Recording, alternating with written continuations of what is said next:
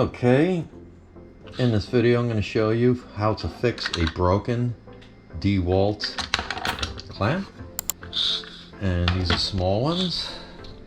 So notice this was just laying out and separate from my clamps. I'm like, uh-oh. So let's look at this one, see exactly how it goes, and then try and just stick it in there gently. See if we can get it to snap in.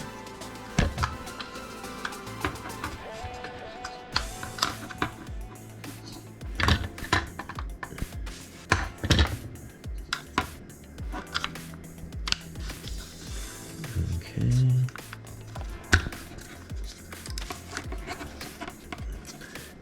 If you push down on this and stick that in, alright, you'll hear a click.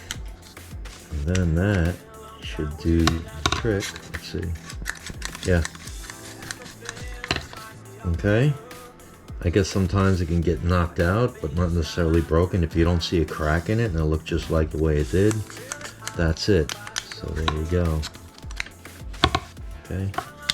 Nice and tight. Hope that helped you out. I appreciate it. Give it a thumbs up. Subscribe. You know what to do.